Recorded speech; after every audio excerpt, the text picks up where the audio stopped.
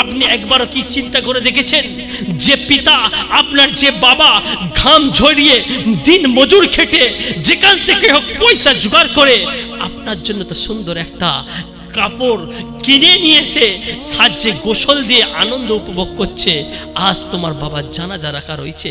তুমি কি এমন ছেলে তৈরি হতে পেরেছো যে আজকে তোমার বাবার কাপড়টাকে তুমি পরাতে পারবে? তুমি কি এমন ছেলে তৈরি হতে পেরেছো যে তুমি আজকে তোমার বাবাকে আতর লাগিয়ে তোমার বাবাকে তুলে নিয়ে জানাজাটাকে নিয়ে তুমি কবর পর্যন্ত পৌঁছাতে পারবে? কেমন তুমি ছেলে তৈরি হয়েছো? তোমার বাবা তো তোমাকে দেখে সুন্দর একটা হাসি হেসেছিল যে আজ আমি ঈদগাহের ময়দানেতে আমার ছেলেকে নিয়ে যাচ্ছি। তুমি কেমন ছেলে তৈরি হলে যে আজ পর্যন্ত তোমার বাবা তোমাকে ঈদের নামাজ তো পড়ালো, তুমি তোমার বাবার জানাজার নামাজটুকু পড়াতে পারবে না? এই জিন্দেগি কি কাজের? কেমন টাকা উপার্জন করতে শিখেছো? শুধু টাকা উপার্জন করার মেশিন বেনেছো তুমি। তোমার কি দিল নাই?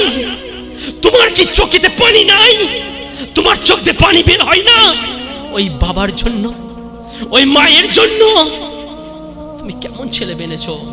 আজ দাওয়াতে ইসলামী তৈরি হয়েছে, আজ আমাদের আমির আহলে সুন্নতের উপরে কোটি কোটি শুকরিয়া আদায় করি।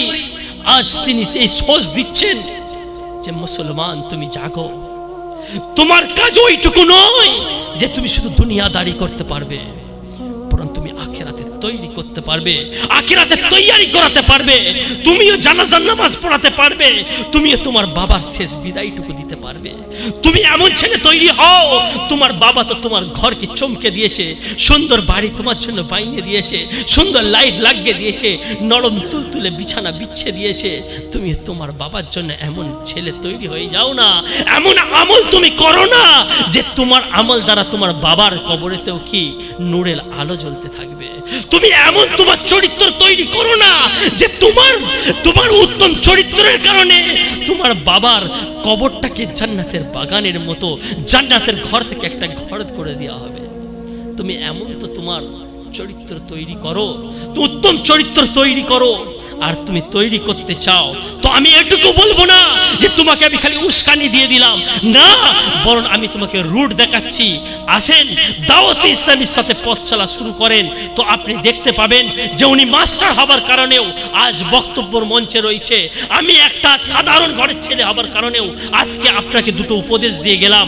আজকালকে এরই মৌলানা সাহেব নয়, মোবাল্লিগ সাহেব হওয়ার পরেও দিনের খিদমত করে যাচ্ছে আর সহিভাবে শরীয়ত অনুযায়ী করে যাচ্ছে।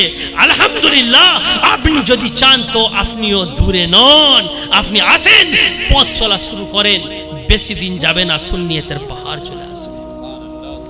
বেশি কিছু আমি বলবো না ভাই, নাম লিখান, আপনি আগে আসেন।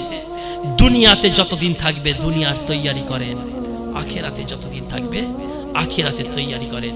আল্লাহ পাক রব্বুল আলামিন আমাদেরকে সহি বুঝ দান করুক।